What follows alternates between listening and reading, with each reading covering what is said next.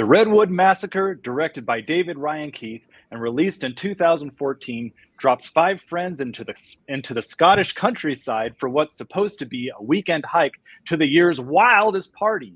Instead, they end up being stalked by a burlap-masked brute living in a secluded farmhouse. Starring Mark Wood, Lisa Cameron, and 100 pints of fake blood, the movie is a low-budget slasher of about £50,000, utilizing local actors and musicians and just a four-person crew.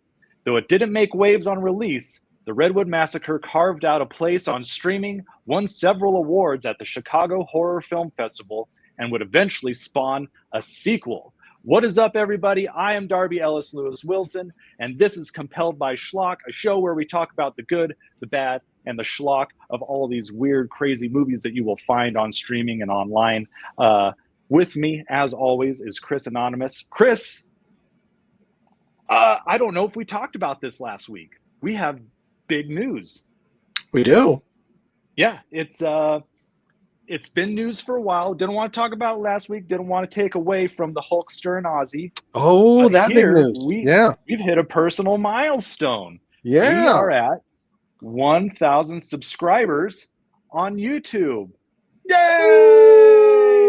So maybe some fireworks would pop up on the screen or something, but maybe not. So thank you so much to everyone who has come and watched the show and has subscribed. We got big plans. We got plans to take over the world, baby. So make sure, if you haven't subscribed and you're just watching, make sure you subscribe. Make sure if you're listening to the podcast audio version on Spotify or Apple Podcasts that you go in and rate, follow, leave a review, do all that good stuff. Click all the buttons. Click all of the buttons. We have big plans. We are going to go onto that road of monetization, which means we are going to eventually, we're kicking around the idea of doing stuff like some live streaming where we might watch some movies together. Instead of just talking about the movies, we'll actually watch them together and talk over them. Talk during the movie, yeah. Yeah, I'm excited. I grew up on Mystery Science Theater 3000, so I think if we get some old public domain movies and talk over them, that would be a dream come true. We're going to potentially do something like a Patreon, like a subscription deal, where you'd get access to ad-free episodes, a private Facebook group. It would probably work better as a private Discord group, but I'm old and I don't know how Discord works. So it's going to be a Facebook group. But you'll get to vote on movies and t-shirts and all that stuff. We're still percolating on what exactly we're going to do, but we're rocketing to the stars, baby. Yep. Right now it's all in a cocoon, but pretty soon it'll be Mothra. That's right. Mothra's coming. Watch out. But the movie we're talking about is The Redwood Massacre. I made a mistake the last couple of weeks when we were announcing it. I said it was an English low-budget slasher flick. It's actually a Scottish low-budget slasher flick. And if I learned anything from watching Braveheart, I know everything about Scottish history very accurately and know that they do not like. I mean, I did not. English. I was very confused. I thought that every time you stabbed or axed one of them, they would yell out freedom. This movie, they clearly do not. They really missed out. There is a sequel, so maybe it happens in the sequel. I'm excited for the freedom slasher. Right? But anyway, the way we do this show is we talk about the good, the bad, and the schlock, what we like, what we didn't like, and then schlock is just kind of our catch-all. It's the things that stuck out to us as super corny. It's the maybe the big ideas that it sparked while we were watching. I think we might have a lot to get to today. Yeah. So let's get into the show proper. Yeah. First, by talking about Web of Schlock. Who are these people that made this movie, Chris? Well, the writer, director, editor, cinematographer, and producer is David Ryan Keith. Mm-hmm. He also directed the sequel to this, Redwood Massacre Annihilation, and other movies, Ghosts of Darkness, I Am Rage, He had a movie before this called Attack of the Herbals, where I think some herbal tea makes people turn into zombies, and it's I like a love that. comedy. Right, we might have to visit that someday. He's probably made 6 or 7 films in and several shorts in the last decade or so. He uses a lot of the same cast, so let's move right into the cast. The character Bruce was played by Mark Wood, who was also in Attack of the Herbals, I Am Rage. He was also in a movie called In a Man's World. We'll come back to that. Then we have Pamela, the character played by Lisa Cameron. She was in Ghosts of Darkness, and then she was in The Dark Within, and she was also in a movie called My Brother's Keeper. Now, the Hunter was played by Lee Hutchin. I might be butchering his last name. Who he was an actor in this and also in Attack of the Herbals, but he's also a director in this same world, and he directed A Man's World and My Brother's Keeper. So directors who are friends, acting in each other's movies, using the same actors, very insular. That. Yeah, it feels like a very tight community. And that they just worked for well over a decade all together, being in each other's movies, helping each other out here and there. It's a very cool thing to see. And the last thing I'll ask you is, what does this movie have in common with 3 other movies we've reviewed? With 3 Uncork'd? That is correct. Is it Uncork'd Entertainment? It is an Uncork'd, yep. The Killing Tree, A Nun's Curse, and Cupid we've all reviewed. They've all been Uncork'd films, and you can kind of tell in a good way and in a bad way, but overall in a schlocky way. Like that tracks. When I saw the logo at the beginning of the movie, I'm like, okay, I know what I'm here's what we're in for. Yeah Which is like exactly for better or worse what we look for in a schlocky movie. Is there's good, there's bad, and there's schlock, and it's just kind of wears it all on its sleeve. So, not to jump ahead too far to good or anything, but if I had to rank them, I would probably put this one at the top for some various reasons that we can get into later. Man, yeah, let's circle back to that, because I'll think about where I'm rating them. Okay, well, let's move on to the schlock. Let's get talking schlock. As far as things that stuck out, big ideas, things that got me thinking, there's something that I feel like we need to do first that's very important. Okay, what's that? And Chris, can you help me piece together what the hell is going on in this movie? Like what? No, I cannot. What is the background? Like what exactly is happening? I feel that's the problem. That's kind of one of the bads in the movie is there's no real, there are people going to this party, but that doesn't make a whole lot of sense. Right. I mean, basically it's like they have a couple locations and, a month to film and a lot of blood and 4 guys to make a movie. Right. And so like, well, what can we piece together? And it feels like the writing kind of took a backseat to everything else. Yeah, if the lore maybe or the background feels very disjointed. I had to go back and kind of watch it again in order to make sure I caught what was happening. And as far as I understand, it is the 20th anniversary of the Redwood Massacre. This time when this farmer massacred his family. Get into that in a second, but apparently everybody goes to the farmhouse every year to have a big party there. Right. But I guess only every 10 years, the masked evil spirit of the son who was killed by the farmer, but then never found in the shallow grave. He comes back not just on the anniversary, but like around the anniversary.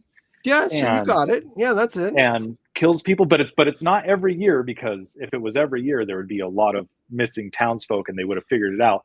The hunter, he says it happened 10 years ago, and he says, and that's the intro. he's searched. No, that's not the intro. That's what I thought. Well, maybe it is. It's not really explained. I think the intro is just showing another rando who's going to this party getting axed. But it could be. Maybe. There's no context given.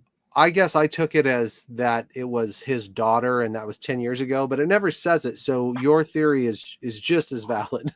I think that could probably be true. It's art, man. It's up for interpretation. Right. But the hunter, he says that he's been all around there in that specific building, farmhouse, barn, whatever, and he hasn't found anything. So clearly the demonic sun entity farmer thing isn't around all the time. And he's saying that something's different this time because he's gathering up bodies like it was a morgue. Yep. And for what for, we don't know. As far as I can tell, yeah. He's got to eat during the wintertime, so he's just canning food, man. Yeah, is he like the creeper, right? He's got to eat people and then hibernate for 10 years and then come back out. I mean, he's got a pickle in a jar. Yeah. It's funny in this, they never give him like an official name. I think in the credits, it's is it Evil Farmer or something like that? It's something different. Evil in the credits. Highlander, I think, is what he's credited to on IMDb, but not in the credits. I can't remember in the credits, but I would propose a name for him. Yeah, the Pickler, because he's like cutting off pieces of people and putting them in jars. I think I would assume it's a brine. It could be. I mean, he might be turning them into jelly as well. The jellier, the jammer. But yeah, this it's a very odd storyline. It's like a slasher Mad Lib, right? You just fill in the blanks, and it makes sense. It roughly makes sense. Movie. I mean, the Evil Highlander farmer pickler jelly or jammer, he kind of makes sense once we talk through it for a generic slasher. The main characters, though, that's a whole nother can of worms. I mean, they're going to the woods, but they don't meet beforehand. No, you don't feel the vibe that it's going to be this rager. You feel like it's like 6 people out on a camping trip. Right. Yeah, that's why it took me a second watch to like really understand that, like, oh, a bunch of people are going out there, and that's why there's so many bodies in the barn at the end, is because he's just been nabbing up people around. Right. So it doesn't feel like there's this rager going down. It feels like that they would know how to get there. It also feels like you can get there by road, because at the end they've been driving on a road and they pass a farmhouse, and she says the only farmhouse around here, and then he's back. That whole thing. So why that van driver, man? Yeah, why they even went into the woods in the first place makes absolutely no sense. Right. Besides a cool location. I think getting to the farmhouse when they're looking for is it Pamela and Kirsty? They're looking for the ex-lovers. They're actually walking down a road. Yes. Yeah. So why is this place so hard to get to? Why do they need a map drawn? Like, you don't, especially if you know about it, and all these people have been there before, most likely. Well, I think Mark's been there before. Right. Because he made the map, I believe. Well, he made it wrong. Yeah, he went 30 minutes or an hour the opposite direction. And Pamela, the way I took it, also had a map that was different. I don't quite know. I'm not sure. Yeah, it's just it just so yeah, why didn't they meet outside the forest? The other thing is this a slasher or like a kind of like Saw like torture porn? Yeah. Yeah, it seems a little odd that He kills that some out there's in the woods and then just kidnaps others to torture. yeah, his MO is a little all over the place, I would say. Yeah, and it's like it felt weird to me. I'm like, well, a slasher is kind of different and torture is kind of different, and I can watch either movie, but when you kind of switch back and forth with no real reason behind it except for like, well, they're the main characters, so they need to live a little bit longer. Yeah. So Yeah, let's kidnap them. it seems like when she finds all the hanging bodies, um, which was hilarious by the way, that instead Oh, of just like moving around them, she like moves each one to the side instead of just walking slightly to the right. right. But it seems like she should have, in order for it to make more like internal sense, she should have found one of her friends hanging up there. In fact, Mark, I don't think we see him again after he gets the top of his head sawed off. No. Like we that's it for him.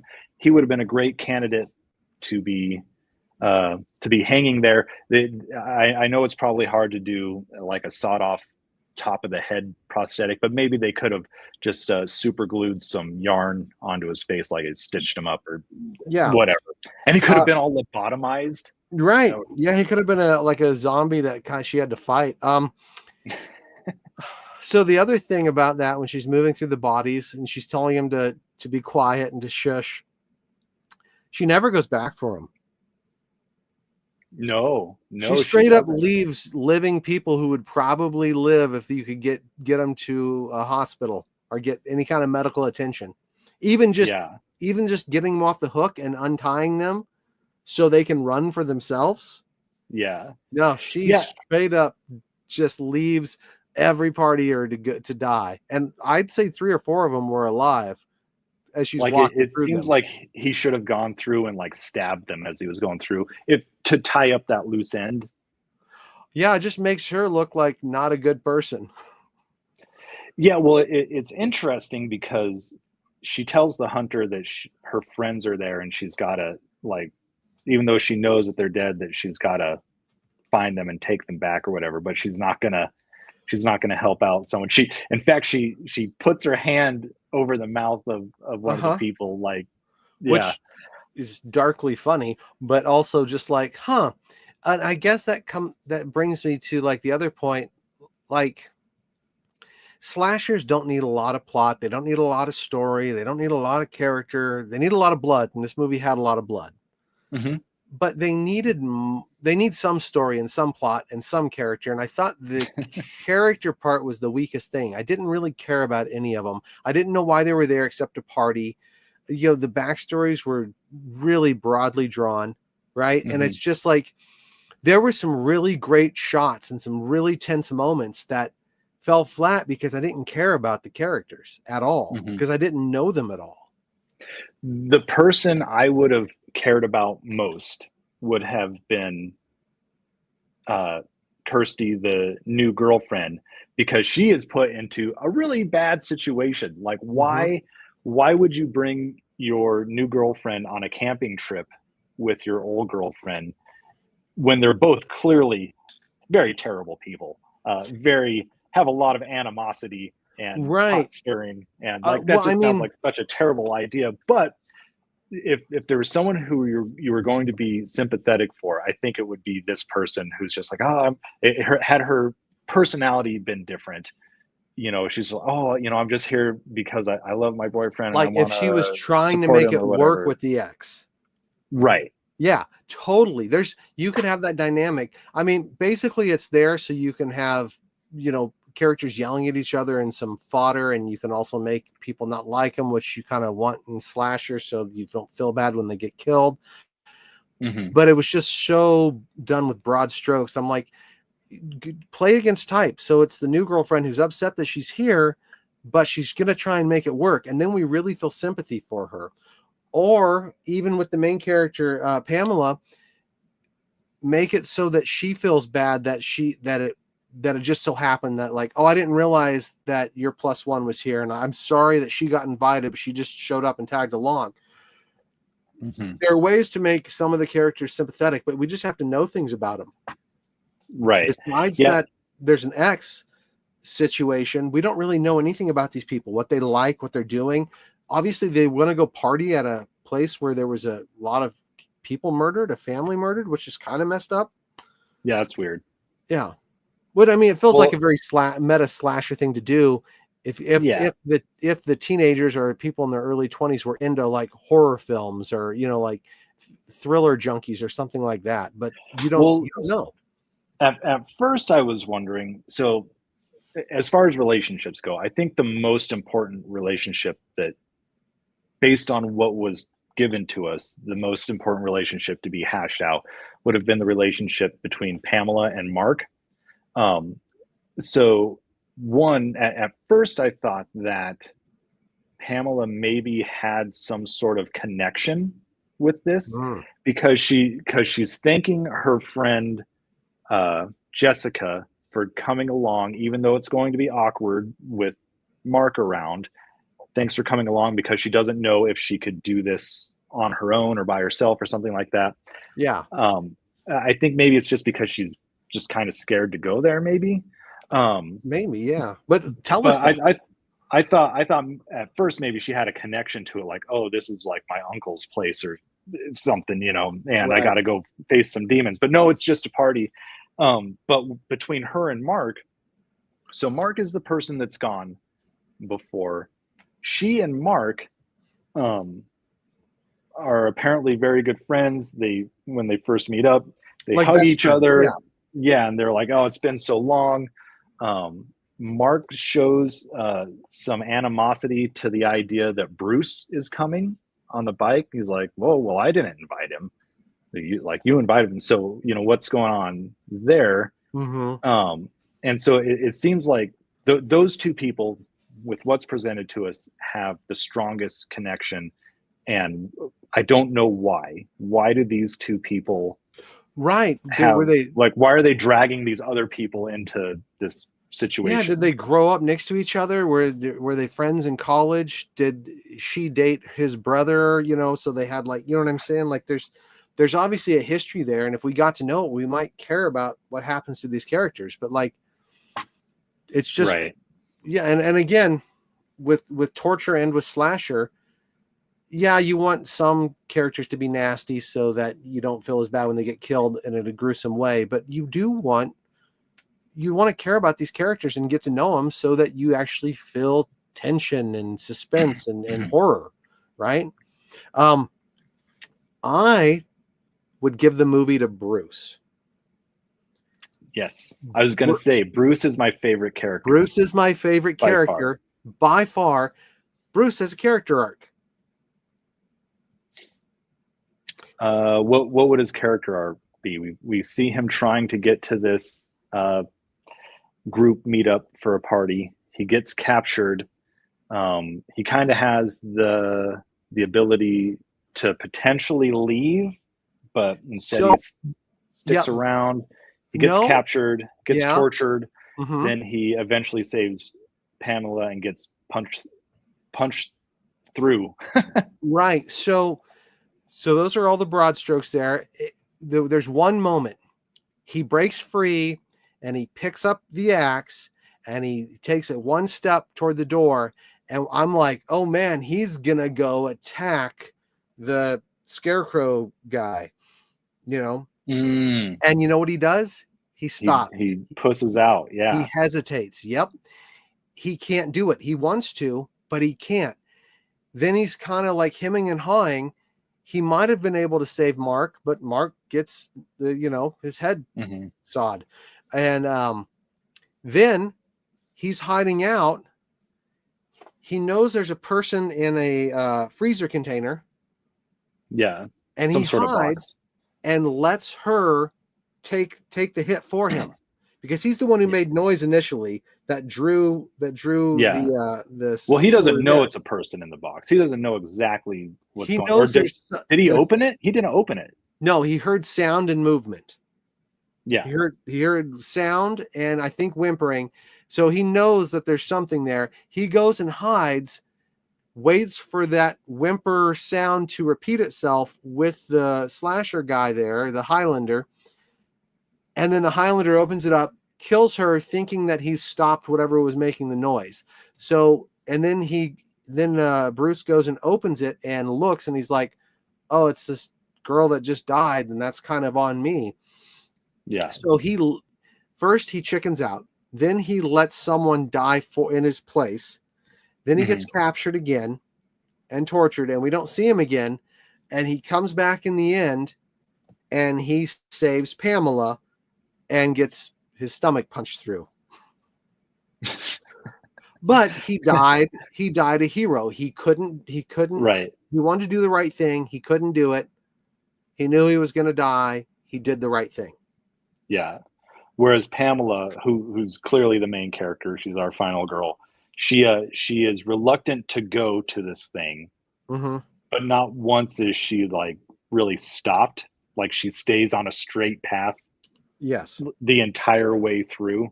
The other thing I liked about Bruce is I liked the actors' facial expressions. There were a couple moments that had a Bruce Campbell kind of vibe to me, and I'm like, man, you make him the hero, you give him some campy lines, you throw some more blood in, I think you had something. I'm like, I like this actor, I like this character. He's all you really can hang on to in this film. And so that was my favorite part. Yeah, we'll circle back to that. What else do you have for Schlock? Yeah, I got a lot of schlock, just like the blood, campy things going around it. Yeah, that blood. It's funny they give like a shout out in the credits, like blood provided by I can't remember who, but yeah, lot of blood. Let's see, some things that I thought were interesting. A lot of off-camera things happening, like off-camera kills that it's really odd. It sets things up to be off camera, but then eventually they come onto camera. So I think I first noticed it. You have the drunk guy who goes out to take a pee, and you hear his girlfriend, wife, or whatever, clearly abusive relationship, but that's just some character background, baby. I don't hear you cracking that beer open. Yeah, he's yelling back at her, and you just hear her in the back like, ah, splat, splat. And I thought he was going to go back and never find her and just see like some blood on the ground, and then he would get killed, right? That way, like, I'm just thinking like budget wise, right? Like, okay, so we don't have to film this kill or whatever and do these special effects here. And time wise, yeah. Yeah, so I'm thinking that they're going to kind of shorthand it a little bit, but then they go and you see her laying against the tree. She's apparently spilled salsa all over herself, and then he gets killed. And so there's just a lot of that in the movie where it looks like they're not going to show us. They're going to do the low budget route. They're not going to show us, but then we actually see it. But then we have kind of a whole scene missing where Jessica and Mark are captured. Right, and I think that's kind of on purpose, because I think if we don't see him get captured as the audience, then we can kind of be on the side of the new girlfriend. So it's like, were they captured, or did they just go out somewhere to hook up? Right, like what is everything that Kirsty was afraid of? What was it actually happening? Right, and we don't know. Yeah, I mean, like, and you know, we've talked about slashers being morality fables in some way. Is that the reason they got caught? Like, in a meta sense, right? Is that the reason why they get caught and they're tied up? Is because they did go out and start sneaking around, and so the Highlander was able to nab them up. We see, before they go to bed, we see the Highlander like standing in the moonlight. Clearly he's onto them and onto their camp, and is in the area, and he's like standing there breathing. And then we go into the next morning and they're gone. So they shorthand it a little bit. They give us a little bit of explanation for it, but we never truly know what happens. I just think that's very interesting storytelling and or editing choice. Like, I wonder if there's a missing scene. Yeah, I was just going to ask, do you think they filmed it and just cut it out, or do you think that they just didn't bother? But yeah, I mean, there's a shorthand morality with slashers. So like, did they assume that the audience would just assume? I don't know, but yeah, that is something of note. I agree with you. What else you got? Okay, so something that this would be in my bad, um, but there's maybe more to it. Uh, when they're sitting around the campfire and they're talking about the story of the Redwood Massacre, Mm-hmm. Kirsty is saying like, "Oh yeah, you've heard the story that your parents have told you, but have you heard the real story?" And there's And no real difference in the stories. I think the only difference is the cannibalism part, Right. because that's when everyone's like, "Oh no, really?" And then she says at the end, "The thing the cops won't tell you is that the body was never found; that it wasn't in the grave, and so he's still Right. around." But it kind of seems that that's maybe part of the lore already, because they're already being told stories by their parents to not go Right. into the woods, Yeah. implying that it's because there's something out there There's that'll a get you. boogeyman. Yeah. Yeah. It's weird. They should.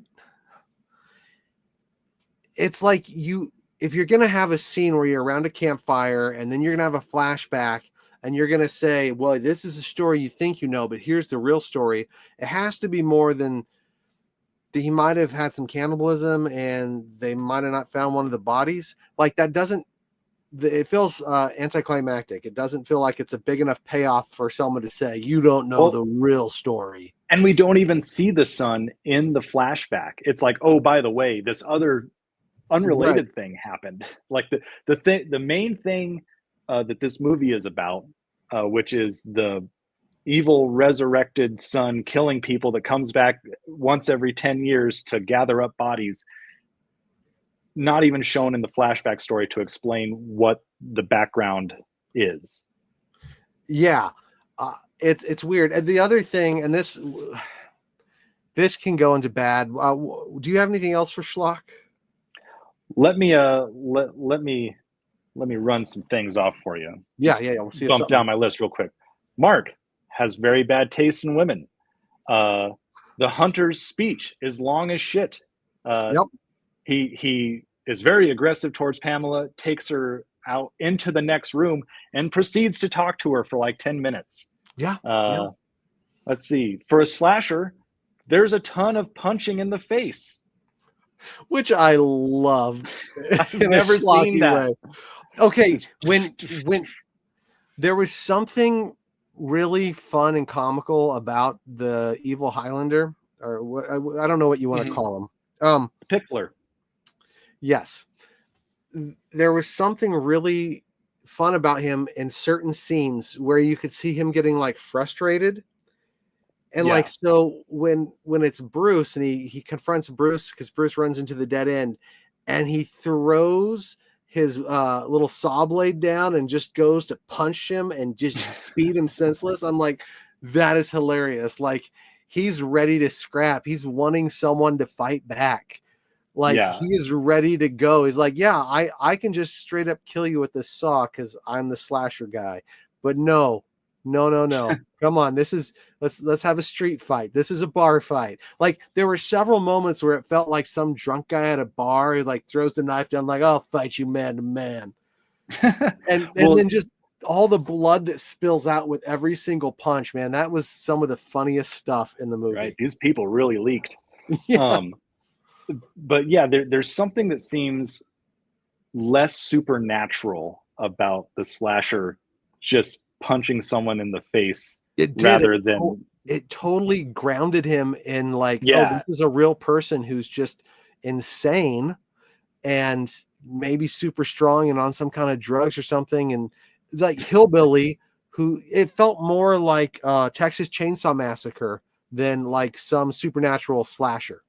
Well, and there were definitely some shout outs to Texas Chainsaw Massacre in this movie. The door slamming. I really thought the end after she shot him would be like Texas Chainsaw Massacre when she gets into the van. Right. But they had to come back for their ridiculous finale. Oh man, we're gonna get into that. Whew. Yeah, we'll get into that. The last thing that I have for Schlock, just because it's not really a good or bad, but it's something personally interesting to me. The sound design in this movie, specifically the sound effects, the Foley effects, I was very aware of them in this movie, and in some way I liked that because in trying to make film on my own, like trying to understand like when and where you should put in certain sounds, being able to hear it, like I feel like I was able to dissect it a little bit more and hear what was going on. Right. But on the bad part, they use the same sound samples over and over again. There was a part where when he's stabbing Jessica, it's like shing, shing, shing, shing, shing, shing, grrr. I mean, they also used the same shot of stabbing someone in his stomach close up, so you didn't have to. So you could really do the cheap effects on the fly. Going to sound, I have one more. This isn't good or bad Schlock, but it reminded me of it when you were talking about the Foley. No one screams; they all whimper. Yeah. What a weird thing. Like when the new girlfriend first sees the evil Highlander, I really thought she would scream, and that would alert Pamela to come in there to maybe be a final girl and try and help her. But she never screams. It's all, and I mean, in reality, there are some people, when there's a terrifying thing, instead of screaming, they do clam up, they go silent. So having one character do that could be really interesting. But like literally every character in this, they don't ever scream. They whimper and they whine long after they're dead. They've been stabbed 30 times, more blood's poured out of them than was actually in them in the first place. And they're still like, no, don't. No, stop. Yeah. It's so weird to have a slasher where no one does like one of the females does a blood curdling scream. You want that in a slasher. That's a staple. That's a staple. And like the girlfriend, when she first sees the evil Highlander, had a perfect opportunity. And we haven't seen it through the whole movie. And we're like, where's a scream? Where's a scream? No. Yeah. Nope. It's like the vampire in Buffy the Vampire Slayer, when he gets stabbed, it's like, ooh, ah, ooh, ah. Like, while they're getting axed in the back. Yeah. But anyway, just an interesting point of note. Yeah. So are you ready to move on to bad? Let's do the bad. All right, let's move on to bad. I want you to go first, but I got a big bad that I want to just throw out right away. I got just a bunch of little bad. So I think the worst part of the movie is the writing. Maybe he's a good writer, and it was a time crunch. You only have so much you can do. And I thought a lot of the other stuff they did really well. So I want to get into that. Let me give you a potential explanation for that. He has done basically everything. What's Keith David? No, that's the guy from David Ryan Keith. Yeah, there we go, David Ryan Keith. He's basically done everything in this movie from conception to finished product. And I think that there might be a case of he understands the story better than we do.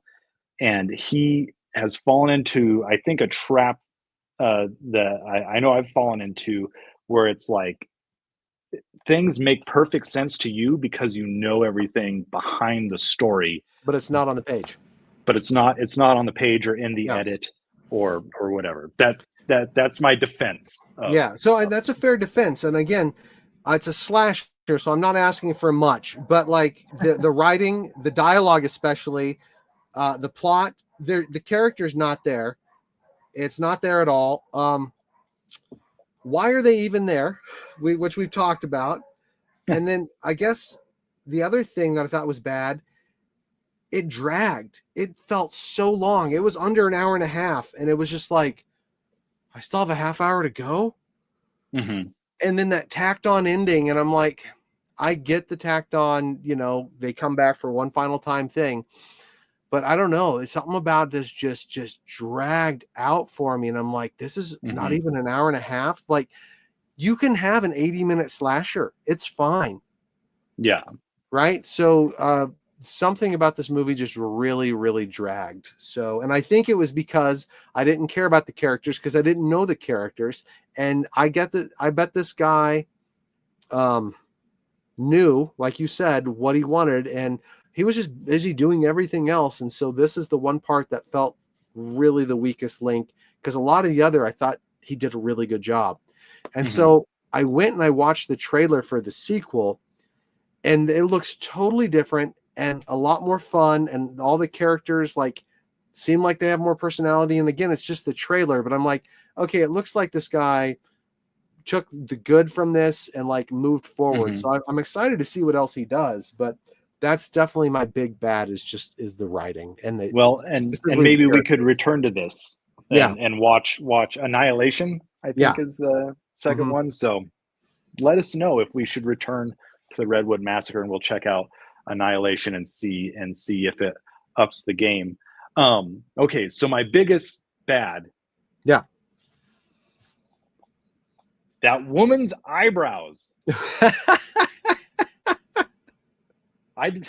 Is this movie starring a clown?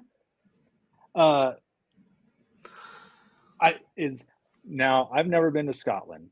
This might be a thing in Scotland. This might be the style in Scotland. I don't know. It's definitely the style in the southern part of where I'm from, but uh, you can see her normal eyebrow, right? Like she's got these eyebrows sticking straight up in the air, but you can see her normal eyebrows. It's not like tweezed or anything. Right. I don't know what's going on. Man, when I think of bads, I try and think of things that, like, here's something that pulls me out of the movie, right? That And just every pulled you. time, Yeah. oh man, she just looks so surprised all the time. Uh, yeah, man, Oh, again, could be a Scotland thing, but I yeah. really wish someone would have been like, sweetheart, just draw them on a little bit lower. Like, let's take it down a few exclamation points. uh, Uh, oh man, that's funny. Yeah, no, I did not expect you to say that. Okay, all right, oh, okay. that's awesome. I definitely noticed them, but it didn't pull me out of the movie. But it's always interesting, the different things that pull people in and out. Oh, all right. Yeah, no, that's yeah. Any other bads you want? I think I'd like to circle back to the flashback at some point in time. But what else you got? Okay, so other bads I have, we kind of touched on it. I feel like they use, well, I don't feel like they absolutely did. They use the same camera technique for all of the kills, where they show like the reaction of the person, like and Mhm. then cut away to like the axe hammering, Yeah, axing into I don't know, cardboard with blood in it, or a watermelon, or whatever they yeah, were actually stabbing and hitting. axing. And Yes. it's a perfectly good technique, brilliant technique, love it. It's just that it was used throughout the entire thing. Yeah, And another. Yeah. Uh, part of the slasher fun is, right, you want to see all the unique ways to mutilate someone. right, and like when they sawed off Mark's the top of his head, you didn't really see that, but the sound effects were effective, and it was different enough, and you could have blood coming down his face that like you didn't need to see it, but it was a different kind of kill that totally worked. Well, I would argue that it was the same technique, though. Like, they put the camera just out of range. And in this instance, you're seeing his reaction, and instead of seeing the saw go into anything, you're seeing the Okay. Highlander Yeah. saw. Like, I think it's the same cutting technique. Yeah, you're right. You're right. We just reviewed We just didn't see Friday the the 13th Part yeah. 5, where they don't where they do, I think, a much more masterful job of doing kills without showing like uh the machete like penetrate the skin Yeah. or whatever. You know what I mean? Yeah. Like, And again, they just cut back to the same stabbing a close up of a fake stomach, right? Like he really liked stabbing people in the stomach. He also relied on way too many Dutch angles, and I love Dutch angles, especially I in a love horror Battlefield movie. Earth. Yeah, and I man, love a good Dutch angle. Yeah, I love a good Dutch angle. But again, it's not the fact that he used them, but just that he kept going back to them, not as some thematic theme, but as like well, I guess we'll just do a Dutch angle. I guess it's easy to do. Is a 50,000 pound budget. Well, and when it's 4 people shooting it for that budget and you have a month to shoot, that's really impressive. I mean, it's not enough. Yeah, it's just So I've touched on. I think there's some not great things in the editing, just because there's some slow action sequences. You talked about how some things move slow. I think that would be tightened up in the editing, choosing to take some camera angles out, some things that aren't needed. But then that ending, the car junkyard, I absolutely hated. Would have been great in a different movie, but for this movie, I mean, it was a different movie. The problem is either, well, so first of all, this secluded farmhouse that apparently is very hard to get to, even though there's a road next to it. You have to walk through the woods, then through the highlands, then down the road to the house that's next to a junkyard. Well, okay, so either this junkyard that's next to this supposedly secluded house, either that is a junkyard where the bad guy is taking the vehicles from the people he's murdered and hiding them, and not only hiding them, but like stacking them on top, in which case there's a lot of cars there and people would start to notice. Or the house is right next to a junkyard and there was no reason for this movie to happen, for people going through the woods, and this house was ridiculous. This house was next to a junkyard. Yeah. Mark drew the most messed up map on Earth. He's like, they don't know where it's at. I'm going to play a prank on them and have them walk through the woods. And then when they see the road, they're going to be super mad at me. Like, that would have been fine. That would have been hilarious, actually, why are you even walking through the woods? Mark drew the map. Not Mark. We're just going to the junkyard. Yeah. It's just that house, that creepy house over next to the junkyard. Everyone knows that's where they killed the family. Like, it makes no sense. None. Yeah. But it's also hilarious. Like, it's like, it feels like this place exists in like this alternative dimension where these things can be next to each other when they need to be, because they have access to these locations, because the forest looks really cool and there's some beautiful shots. The same with the highlands, the same with the creepy house, and the junkyard was just fine for what it was. But like, just because you have access to a junkyard doesn't mean you should put a junkyard in next to your house that's out in the middle of nowhere. Right. Yeah. Now, did you ever see a movie called Nothing But Trouble? I love Nothing But Trouble. One of my favorites. Yeah, the junkyard gave me that kind of vibe. Like, I wish the whole family was still alive and like the son was just this crazy killer and they just like catered to him, right? Like, just like, and like, those are the cars of the victims, and they crush them, and then they say, well, no, they just abandoned the car and they went off. Like, you could do a really dark slasher based on Nothing But Trouble, and that's kind of the vibe I got there. The Texas Chainsaw Massacre 2003 remake, they wander into like a car junkyard where they are taking the vehicles of all the people that they've killed and hiding them away. But the scenario makes a whole lot more sense because these people are like in control of the area, right? And nobody is going out there, and they build up a story about how law enforcement doesn't go out there, and they're in the middle of nowhere, like truly in the middle of nowhere. Right. Yeah, it just doesn't work here. I guess the one way to look at this that we could be wrong is we're believing that the van driver drove her in a circle and that is the only house out there. But how would Pamela know that if she's never been there before? So maybe he was this other creeper who drove her Well, to a junkyard. They did say it at the beginning. It shouldn't be hard to find because it's the only house out here. Right, but we don't know that he said true. he said he drove her back in a circle, but we don't know that. He could have driven her to his junkyard because he was a creeper too, because he was kind of creepy. Like, there was like a musical indication that he might not be on the up and up. Right. So maybe he owns the junkyard and he drove her to the junkyard, and it just so happens that the evil Highlander followed her because that's what slashers do. They follow the final girl. So they might have not been anywhere near the actual house in the end. But how would we know that? I don't know. Yeah. Let's circle back around to, you wanted to talk about that flashback. I'd love to talk about that flashback. So I thought it was really cool looking. And I liked where the farmer, it was that wide shot where he goes next to the scarecrow and he hears the voices in his head. And that's where you see the mask. And I'm like, oh man, this could be really cool, setting the lore up.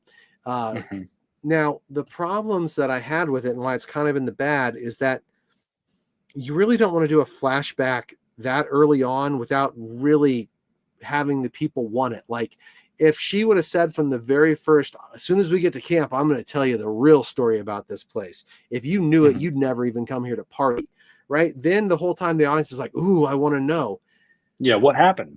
Right, what happened? And then what needed to happen needed to be cooler. Like, there needed to be scenes of like him going back and talking to the scarecrow and then trying the mask on. And the wife's like, that's kind of weird. And he's like, well, it makes me feel normal.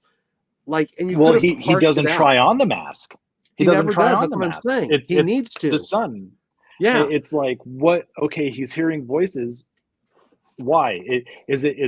Oh, well, this particular farmer just so happened to be crazy. Or was it his farm's on an ancient druidic graveyard? Yeah, whatever's like, in Scotland. Yeah. Yeah. Like, so was it some kind of genetic psychosis passed down from father to son? Yeah. Or, and maybe the son goes back and sees the mask and then tries it on. Like, we just needed more of like the backstory of the Highlander. And we also needed it parsed out throughout the story. Like, if she was like telling bits of the story and then it got interrupted, like, oh, time to go to bed. And then as they're looking for Mark and the old girlfriend, she like decides to tell Pamela the next part of it. Like, yeah, you needed a cooler backstory because visually it was awesome. And I liked a farmer hearing voices. I liked that the mask was a scarecrow. I'm like, this is a great setup. And then it goes nowhere. And it's also a forward momentum killer because it comes right kind of at the beginning of Act 2 and it's just stops you dead in your tracks. And to do that, it needs to be a much cooler backstory. And there was potential there, but I didn't see it. Yeah. Yep. I totally agree. Let's you've hit the bad. Let's hit the good. Yeah. You said there's a lot of good in this movie for you. There is a lot of good. Okay. I like that he's using rusty tools. At first I was really upset that it was just an axe because I'm like, an axe is so typical and generic. Yeah, boring. Every slasher's an axe. But then it really got fun with the rusty tools. Bruce. I loved Bruce. Again, because I was so desperate to cling on to anything. If he were in in a better movie, I probably wouldn't have looked twice at Bruce, but I loved Bruce. Okay, even though I just complained about the backstory, I like the basic idea of the backstory. I love the accents. I love it's a Scottish slasher. I want more Scottish slashers. The directing, I thought it looked really good. Now that we've talked and complained about some of the directing, but there were some really great, unique shots, especially like when they're cowering behind a corner and then you see him approaching. There were some really cool Dutch angles. Beautiful cinematography. Like, it just looked really good for the budget they had. I thought it looked really good. That was one of my goods, man. Yeah, it's just like if you're gonna make a low budget movie, this is what you want your low budget movie to look like. 100%. Yeah. So the directing wasn't the greatest, but I thought it was good. But the cinematography that he did, was phenomenal. That was probably my biggest highlight. And the great location. I mean, beautiful locations, beautifully shot. This movie was so fun to look at. Beautiful and haunting. And haunting. Like yeah. it hit the both of those. That balance. Yeah, no, I mean, that's my big good, is just like, it's beautiful places to look at. Yeah, and just the cinematography, he did a really, really good job. Like, cinematography way up here, writing down here. I just wish it was here. And the directing I thought was in the middle. Editing, again, kind of in the middle. It was good. I liked the actors. Some of them had some really bad lines delivered, not so good, but I don't think it was the actors. I think it was just the lines. So, but yeah, that's my real good, is that, like, it's a Scottish slasher. I liked the basic idea. I like him going to a party. And it looked beautiful. I'm like, I could have done without the party. I was with you till then, but yeah, I like the idea of a party. They executed it poorly. You needed to show tons of people going there, but that's a different budget. Right. Well, yeah, budget. Yeah. What do you got? So a lot of my goods are the same. I thought the acting was good. If I'm being honest, because of the accents, I don't know if it was good or not, but I think it was good. Yeah. Let's see. Yeah, the cinematography is great. This for me hits all the good points for a slasher movie. I've said you need a good weapon, and I thought I think it's like the blade of a scythe. I like, think is that so. What yeah, he's using? Like, that's what I thought. Way he was cooler than the axe. Yeah. Yep. Let's stick with that. That's very cool. The location, I think it's a good location. We're not from Scotland, but we are from rural parts of the US, where seeing like old abandoned farmhouses is a pretty common thing, and there is some spookiness to them, right? Like, oh, what's there? What happened there? And I thought the Scarecrow mask was really cool. In fact, I think the Highlander was cool. I do too. He was bulked up, cool. I think he looked great. He had some interesting eye movements that were slightly cartoony in a really fun way. Like there was a weird facial expression through the mask that came across, and that combined with his punching, I'm like, this could be a really fun character if they just camped him up just a wee bit more. Yeah. Let's see. The evil farmer, when he goes on the rampage, getting his wife. I loved him. That dude looked like he was having a blast. Not the in-story killer. Well, maybe him, but the actor. Like, he looked great. Yeah, like he just had such great facial expressions. Yeah. Speaking of the farmer, her final line in the movie. I was just going to bring that up, and I forgot to bring it up in bad, but I didn't want to end on bad. But that is a huge bad for me.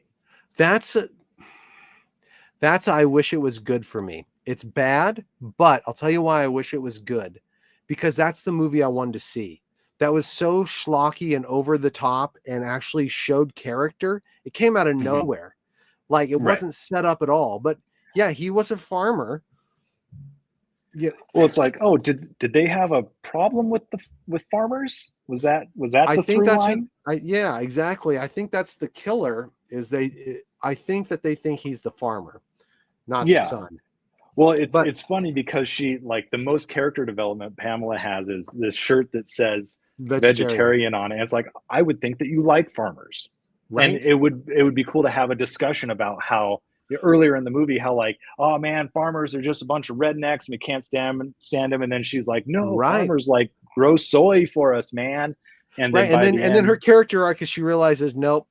And then she says her final line, which in a different movie would have been a great final line. In this, no, it's bad because A, it's not set up at all, but B, the main reason it's bad is because it points to a much better movie. And when you watch the trailer for the sequel, that's the vibe you get. Slightly more Evil Dead 2 and less Evil Dead. Gotcha. Yeah. Well, I guess to keep it on the good, we're going to wrap up here, but we've kind of talked about it already. Chris, would you be willing to watch to do a review of uh, Redwood Massacre Part 2, Yeah, Annihilation? All Yeah, right. Well, I didn't. Yeah, I didn't hate this movie. I thought there was a lot of good in it, and it was fun. well, if you've all watched or listened to the show thus far, let us know if you want us to do Redwood Massacre 2 Annihilation.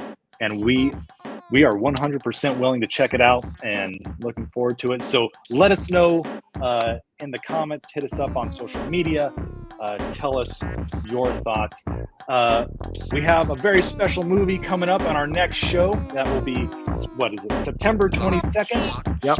A new movie is coming out, The Toxic Avenger.